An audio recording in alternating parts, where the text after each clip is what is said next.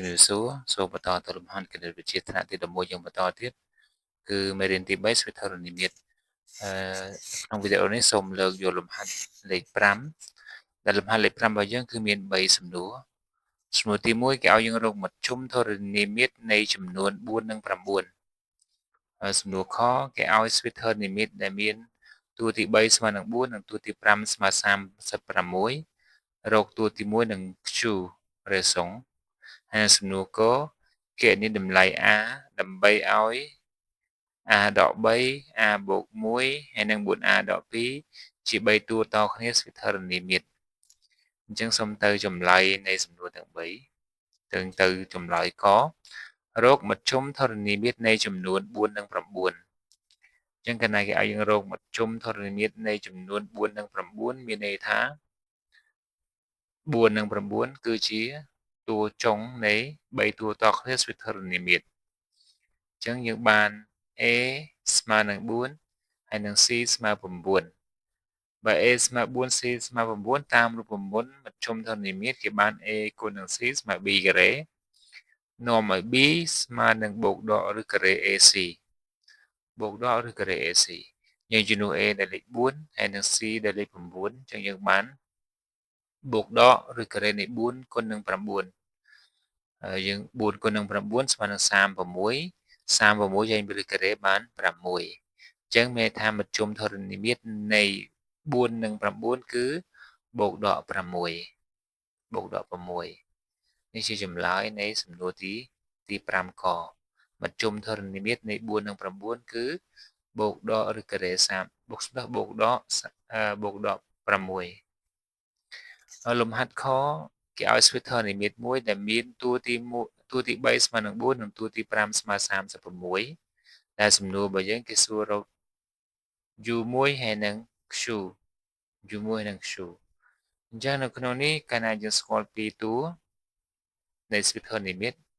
យើងអាចរក q បានមុនគេដោយប្រើរូបមន្ត un ស្មើនឹង uk គុណនឹង q ស្រីគុណ n ដក k ដោយយើងយក un ជា u5 ហើយនឹង uk ជា u3 អញ្ចឹងគេមាន u5 ស្មើនឹង u3 គុណនឹង q ស្រីគុណ5ដក3យើងយក un ស្មើនឹង u5 uk ស្មើនឹង u3 អញ្ចឹងយើងបាន n ស្មើនឹង5 k ស្មើនឹង3 n ដក k របស់យើងគឺ5ដក3យើងចំនួន u5 ដោយ36ហើយនឹង u3 ដោយលេខ4អញ្ចឹងយើងបាន36ស្មើនឹង4គុណនឹង q សគុណ2បន្ទាប់មកយើងទាញរក q សគុណ2យើងយក36ចែកនឹង4 36ចែកនឹង4បាន9អញ្ចឹងយើងទាញរក q ស្មើនឹងបូកដកឬការ៉េនៃ9ឬការ៉េនៃ9ចេញមកបាន3អញ្ចឹងយើងបានចម្លើយវាបូកដក3មានថា q របស់យើងគឺមានចម្លើយ2បូក3ហើយនឹងដក3នៅពេលដែលយើងស្គាល់ q យើងអាចរក u មួយតាមរូបមន្តស្វេធរនិមិត្តរបស់យើងគឺ u un ស្មើនឹង u1 គុណនឹង q ស្រីគុណ n ដក1ដោយយើងយក un ស្មើនឹង u3 ក៏បានស្មើនឹង u5 ក៏បាននៅក្នុងនេះខ្ញុំយក un របស់យើងស្មើនឹង u3 ដែលមានតម្លៃស្មើនឹង4ហើយនឹង n របស់យើងស្មើនឹង3ហើយ q បូកដក3អញ្ចឹងយើងជំនួសរូបមន្តរបស់យើងពីករណីទី1យើងឲ្យ q ស្មើនឹង3នៅពេលដែល q ស្មើនឹង3យើងបាន4ស្មើនឹង u1 គុណនឹង3សគុណ2 3សគុណ2ស្មើនឹង9ចឹងយើងទាញរក u1 យក4ចែកនឹង9ចឹងចម្លើយយើង u1 ស្មើនឹង4 4លើ9ករណី q ស្មើនឹងដក3 q ស្មើនឹងដក3យើងបាន4ស្មើនឹង u1 គុណនឹងដក3លើជាការ៉េដក3លើជាការ៉េស្មើ9ចឹងនាំឲ្យ u1 ស្មើនឹង4លើ9ដូចនេះយើងអាចនិយាយថាម៉េចយើងថា u1 ស្មើនឹង4លើ9ហើយនឹង q របស់យើងស្មើនឹងបូកដក3សូមទៅលំហាត់កដែលជាលំហាត់ចុងក្រោយនៅក្នុងវីដេអូរបស់យើងគេឲ្យគេនេះតម្លៃ a ដើម្បីឲ្យ a ដក3 a បូក1ហើយនិង 4a ដក2ជា3តួតគ្នាស្វេធរនិមិត្តអញ្ចឹងកាលណាគេនិយាយអំពី3តួតគ្នាស្វេធរនិមិត្តគឺយើងត្រូវអនុវត្តតាមមធ្យមធរនិមិត្តដែលមធ្យមធរនិមិត្តរបស់យើងគឺ a គុណនឹង c ស្មើ b ការ៉េនៅក្នុងនេះយើង a តួដំបូង a ដក3ហើយនឹង c របស់យើងគឺ 4a ដក2ហើយ b របស់យើងគឺ a បូក1យើងចំនួនចូលមកយើងបាន a ដក3កតា 4a ដក2ស្មើនឹង a បូក1លើជាការ៉េយើងពលាតអង្គទី1យើងគុណពលាត a គុណនឹង 4a បាន 4a ការ៉េ a គុណនឹងដក2បានដក 2a ដក3គុណនឹង 4a បានដក 12a ដក3គុណនឹងដក2បានបូក6ហើយអង្គទី2យើងពលាតរូបមន្ត a បូក b លេខជាការ៉េអញ្ចឹងស្មើនឹង a ការ៉េបូក 2a បូក1បន្ទាប់ពីយើងពលាតកន្សោមហើយយើងបោះគ្រប់តួទាំងអស់មកអង្គទី1អង្គទី2ស្មើ0អញ្ចឹងយើងបាន 4a ការ៉េនៅដដែល a ការ៉េបោះមកអង្គទី1បានដក a ការ៉េដក 2a ដក 12a យើងបានដក 14a 2a អង្គទី2បោះទៅអង្គទី1ចេញដក 2a បូក6នៅដដែលហើយ1បោះមកអង្គទី1ស្មើនឹងដក1បន្ទាប់មកយើងធ្វើការទូទាត់ឯកធាតុដែលដូចគ្នា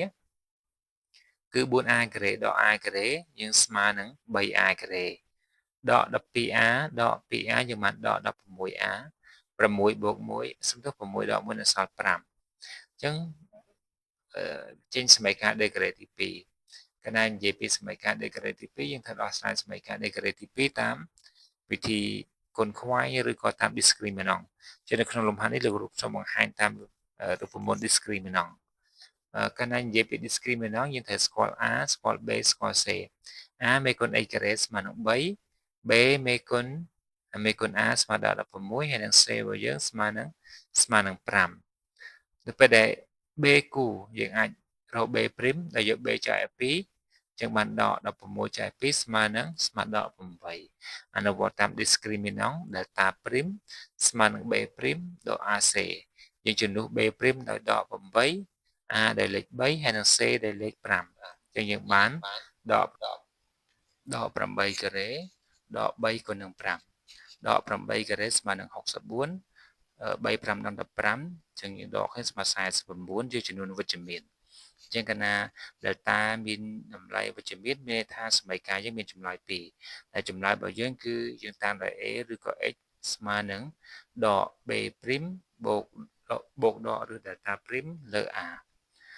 ដែលយើងជាចម្លើយ2ចម្លើយ1គឺបូក delta មួយទៀតដក delta អញ្ចឹងយើងជំនួសដក b ដោយដក8បូកដកឬ49លើ a